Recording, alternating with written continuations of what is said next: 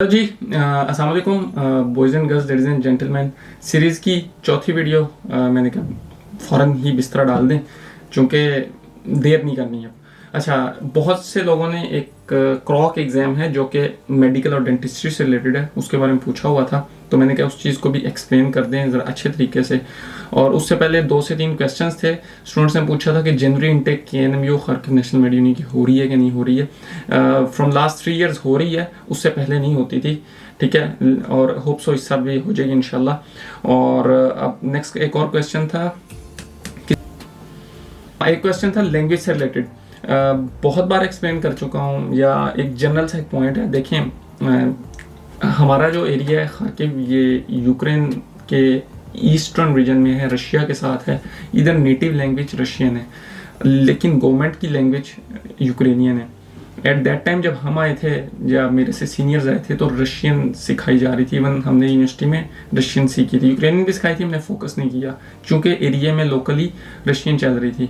अब overall recently एक rule आया था, उसमें उन्होंने वो भी रूल में भी क्लियर कर दिया था कि अब ये जो शॉप्स वगैरह हैं इधर भी यूक्रेनियन में ही बात करेंगे, चूँकि ये ऑफिशियल लैंग्वेज है। तो अब यूनिवर्सिटी वालों को भी सख्ती कर दी गई है कि वो यूक्रेनियन पढ़ा रहे हैं, तो आने वाले जो उनसे यूक्रेनियन सीखेंगे। लैंग्वेज की सिर्फ ज़रूरत तब पड़ती है जब आप लोकली जा रहे हैं, कुछ शॉपिंग करने जा रहे हैं। आपका जो language of study of medium है वो तो इंग्लिश है, वो आप तो खुद सेलेक्ट कर रहे हैं, ठीक है। और मैं इंग्लिश ही प्रेफर करता हूँ, ये मैंने गालिबन पिछली भी वीडियोस में बताया हुआ है। अच्छा, उसके बाद लैंग्वेज आपके ऊपर डिपेंड करता है कितनी जल्दी आती है, कितनी जल्दी नहीं आती है। मैंने अल्हम्दुलिल्लाह काफ़ी जल्दी पिक कर ली थी, चूँकि मेरी कोशिश थी कि जहाँ पर हम हैं उस एरिया की, उस इलाके की ज़ुबान आती हो, लोगों से हम गपशप कर सकें, टॉक कर सकें। और जो लोग सोए रहते हैं, पड़े रहते हैं घरों में, उनको तो नहीं फिर आती है ऐसे।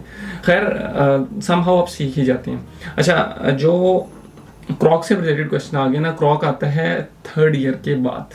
2 क्रॉक होते हैं, क्रॉक 1 और क्रॉक 2 वाइल योर डिग्री। एक क्रॉक 1 जो आता है वो 3rd ईयर के एंड पे आता है, जिसमें आपके जो बेसिक सब्जेक्ट्स पढ़े होते हैं उनका एग्जाम होता है, उनका टेस्ट होता है MCQs बेस्ड। बेसिक सब्जेक्ट्स कौन कौन से हो गए? बेसिक सब्जेक्ट्स में आप कह लें जी कि एनाटॉमी, हिस्टोलॉजी से लेके pharmacology, physiology, path physio, morphology, इस तरह के माइक्रोबायोलॉजी, इस तरह के सब्जेक्ट्स को लेके इनमें से क्रॉक क्वेश्चन होते हैं। और वो हार्ड होता है, पास करना मुश्किल होता है। मेरे नज़दीक पास करना इजी है एटलीस्ट। कैसे? पासिंग परसेंटेज 60% है, और 50 to 55% जो आता है ना स्ट्रेट क्रॉक एग्जाम, 50 to 55%, वो ऑलमोस्ट अगर आपने पिछले 8 से 10 साल के पास्ट एग्जाम बहुत 100% किए हुए हैं, जो पास्ट क्रॉक्स हुए हैं पिछले 10 सालों में, वो अगर आपने 100% किए हैं तो आपके 55-60% आराम से बन जाते हैं। बाकी क्वेश्चंस आते हैं, बेसिस उसको हम बोलते हैं, वेबसाइट्स में भी अवेलेबल हैं। और जब आप यूनिवर्सिटी में वो सब्जेक्ट्स पढ़ रहे होते हैं, वो आपको उन सब्जेक्ट्स के MCQs देते हैं, उनसे आपसे test while first year, second year, third year वो आपको देते हैं, और उनसे एग्जाम वगैरह टेस्ट वगैरह लेते हैं। तो इस तरह ये आपकी सिलसिला तैयारी का रहता है। जब क्रॉक एग्जाम करीब आता है, आपका 6 सेमेस्टर एंड पे होता है, तो उस टाइम क्रॉक एग्जाम हो जाता है। वो फिर आप पास्ट एग्जाम्स भी तैयार कर लेते हैं, और मेरे नज़दीक 2 महीने में बहुत अच्छी तैयारी हो जाती है। 2-2.5 महीने के अंदर बहुत अच्छी तैयारी होती है। छुट्टियाँ कोई नहीं होती हैं, जस्ट वो एक रैंडम डेट दे देते हैं 6 सेमेस्टर के एंड पे, तो उसके अंदर एक हो जाता है। लास्ट 2 ईयर्स में कोरोना की वजह से काफ़ी लेट होता रहा था, इवन उसने लास्ट ईयर 1 अक्टूबर में भी रहा है। अच्छा, इसने 80% प्लस जाने हैं, ठीक है, इसने 80+ की गेम खेलनी है, उसके कॉन्सेप्ट भी साथ में फिर क्लियर ईजी ना करते हैं। और लास्ट ईयर मेरा चक्कर लगा था ministry of health of Ukraine, ठीक है, उन्होंने कहा था कि हम मे बी इंक्रीज करना शुरू कर दें पासिंग परसेंट, क्योंकि उनको डिफरेंट कंट्रीज से ये सामना करना पड़ता है, फेस करना पड़ता है कि आपकी परसेंटेज 60% कम है। Like different other countries, Morocco का उन्होंने नाम लिया था, इंडिया का गालिबन नाम लिया था, मुझे याद नहीं पड़ता, मई में मैं गया था। खैर, तो ये सारा क्रॉक का सिलसिला है, तो टेंशन लेने की ज़रूरत नहीं है, और इजीली क्रॉस हो जाएगा। और फिर अभी मुझे समझ नहीं आती है स्टूडेंट्स की, मैंने वीडियोस डाल दी हैं क्लासेस का मीडियम और तरीका सारा, वो सेकंड सीरीज़ की जो सेकंड वीडियो है वो आप देख सकते हैं अगर आपने नहीं देखी है, तो उसमें मैंने सब चीज़ें एक्सप्लेन कर दी हैं। होप सो आपको भी एक क्रॉक क्वेश्चन भी क्लियर हो गया होगा। और इसी तरह फिर क्रॉक 2 होता है, जो सा वो होता है आपका 6th ईयर में, 6th ईयर के ऑलमोस्ट एंड पे, जब उससे वो आपने क्लियर करना है, फिर आपको डिग्री लेनी है। हाँ, अब इसके फेल होने की, खुदा ना खास्ता कोई फेल हो जाता है, उसका ये है कि फिर उसकी सेकंड अटैम्प्ट होती है। आज से 2-3 साल पहले इसकी 3 अटैम्प्ट्स थी। जो 3rd ईयर वाला था, जो कि फर्स्ट क्रॉक था, उसकी 3 अटैम्प्ट्स थी, लेकिन अब 2 अटैम्प्ट्स हैं।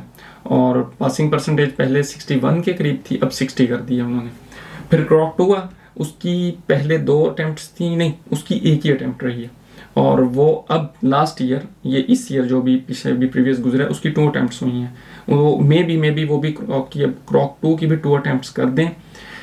मैं मिनिस्ट्री जब गया था तो मैंने ये क्वेश्चन उधर पूछा था, तो उन्होंने बताया था जी हम क्रॉक 1 की भी 2 अटैम्प्ट्स और क्रॉक 2 की भी 2 अटैम्प्ट्स रखेंगे। और उन्होंने इस साल फिर ली, वो उन्होंने मुझे, मेरे से उनसे बात हुई थी, उन्होंने आइडिया दिया था, वो उन्होंने कंप्लीट किया। तो खुदा ना खास्ता अगर कोई क्रॉक 1 में फेल हो जाता है तो उसको अपना 3rd ईयर पूरा रिपीट करना पड़ता है और 1 साल उसका वेस्ट हो जाता है। ऐसे ही क्रॉक 2, लेकिन क्रॉक 1 की चूंकि पहले 2 अटैम्प्ट थी और सेकेंड अटैम्प्ट थोड़ी सी कहते हैं ईजी होती है।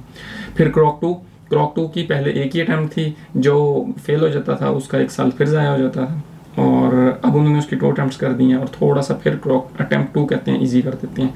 Well, hope so you got my all point. अगर नहीं समझ आया दोबारा देखें, फिर नहीं समझ आया दोबारा देखें। अस्सलाम वालेकुम।